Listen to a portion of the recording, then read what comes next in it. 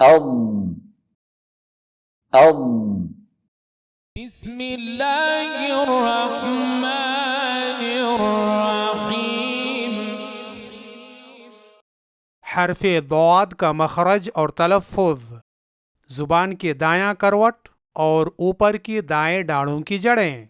या ज़ुबान की बायां करवट और ऊपर की बाएं डाढ़ों की जड़ें, ये हरफ दौद का मखरज है। यानी जब ज़ुबान की दायां करवट दाएं तरफ की इन डाढ़ों की जड़ों से टकराती है तो हरफ दौद अदा होता है, या फिर जब ज़ुबान की बायां करवट बाएं तरफ की इन डाढ़ों की जड़ों से टकराती है तो हरफ दौद अदा होता है।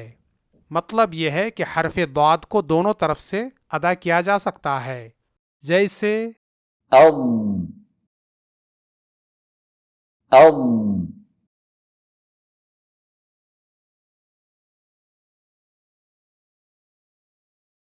أم أم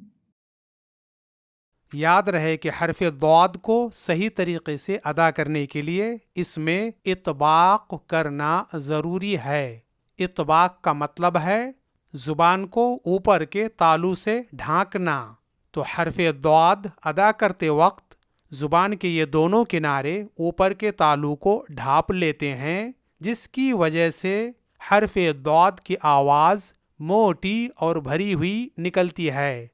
इस तरह أم أم أم أم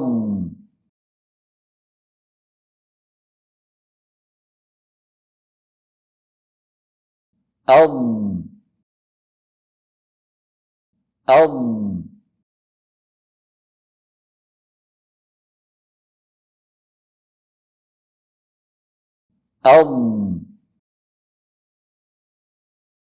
أم أم أم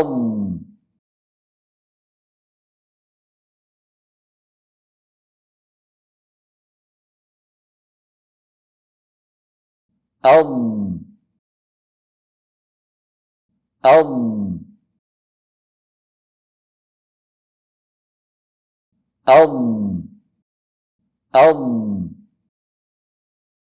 أم أم ضا ضا ضا ها. ضا ضا ضو ضو ضو ضي ضي ضي أم أم أم ضرب الله مثلا غير المغضوب عليهم ولا الضالين را ما ضا را ما ضا ضا ضرب مثل ضو تلك إذا قسمة ضيزى ضي فاضرب لهم أم أم أم أم أم أم أم أم ها أم أم أم أم أم ضا ضا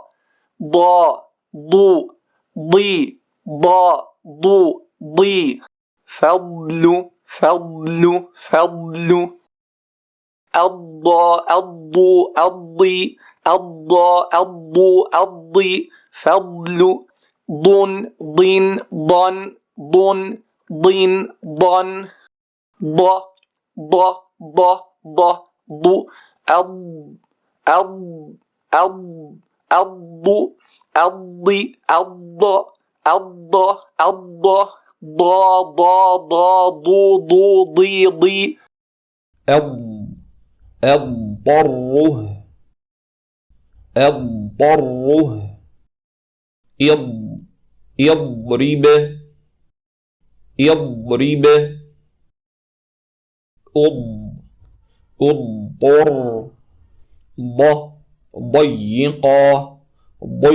ضدا ضاقت ضي ضيزا ضو رضوا